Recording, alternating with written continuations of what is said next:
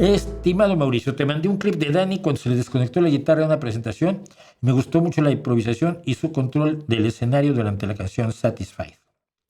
Bueno, si me lo mandaste, gracias. Yo lo vi en 20 sitios y de hecho he visto reacciones de reactores al incidente. Se las cuento.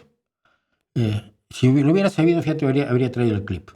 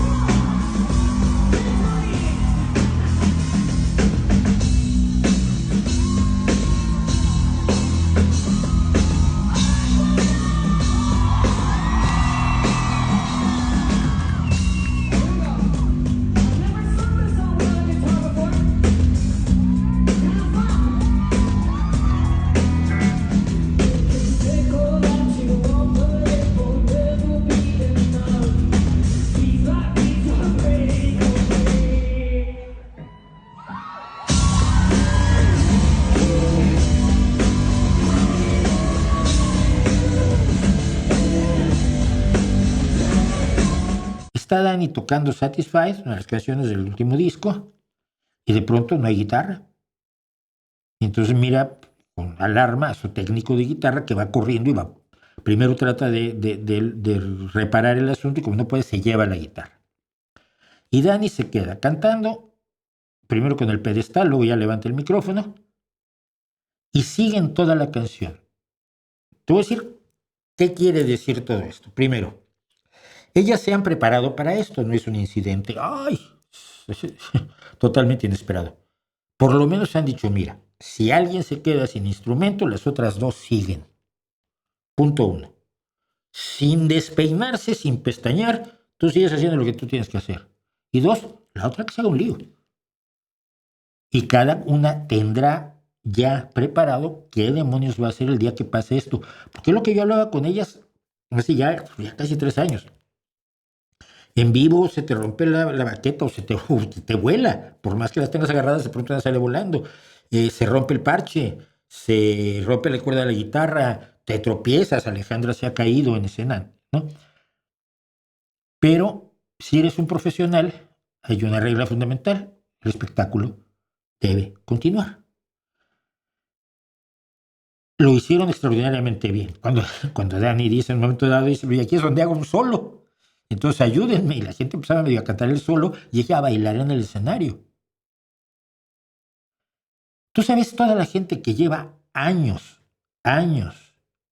lanzando el hate, porque ni siquiera es odiando, porque el hate está por abajo del odio. El hate es corrosivo de envidia pobre, ¿no? Es amargo. El odio puede ser potente y hasta digno, pero el hate es así, es de gente menor.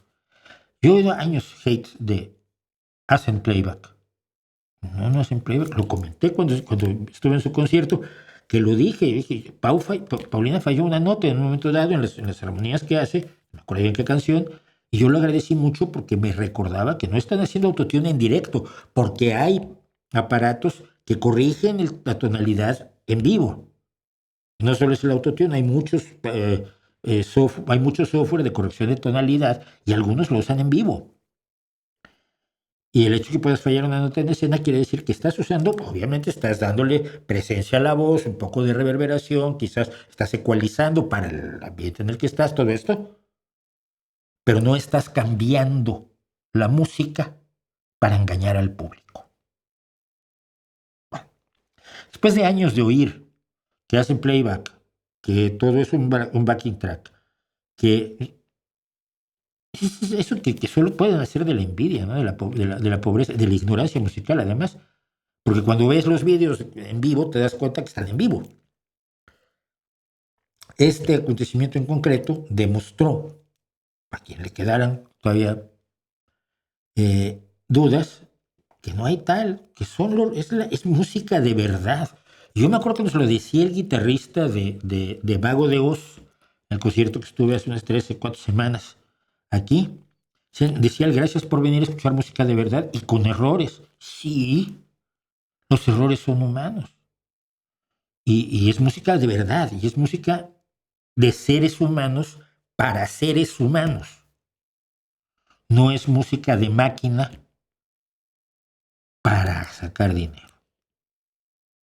Hay dos formas de abordar el arte.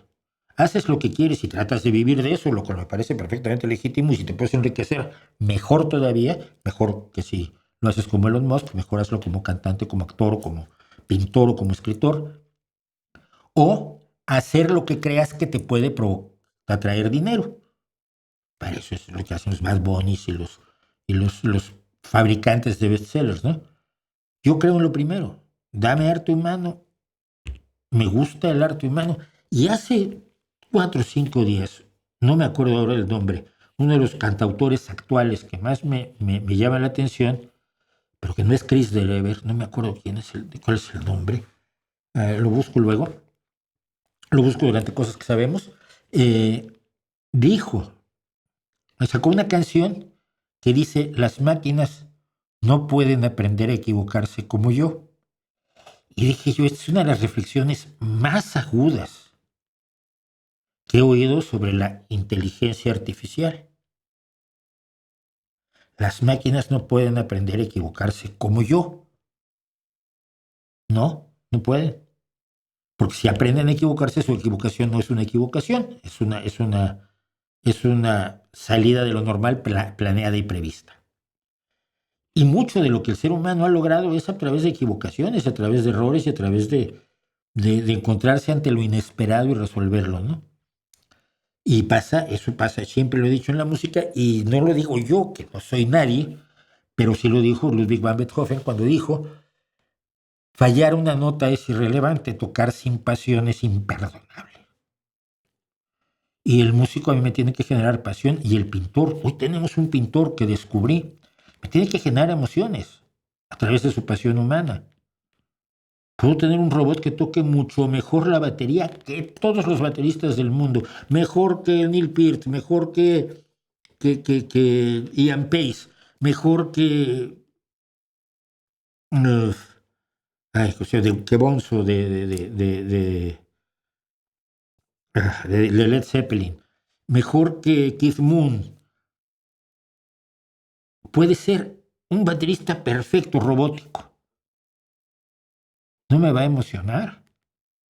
Cuando yo veo a Ian Pace haciendo el solo de batería que hace, que se mezcla con los timbales de la Orquesta Sinfónica en el concierto para grupo y orquesta de Deep Purple y la Filarmónica de Londres, me emociona. Porque es de verdad, aunque pueda equivocarse. Entonces las máquinas quizás no pueden equivocarse como tú, las máquinas no se equivocan como tú, y The Warning es música de verdad, de seres humanos para seres humanos, y se les agradece enormemente. Si mañana dejan de hacerlo, de todos modos tienen atrás 10 años de haber sido completamente honestas en el escenario, y la honestidad se paga, la honestidad vale mucho, mucho, muchísimo. Gracias, Raúl Torres, además por el super.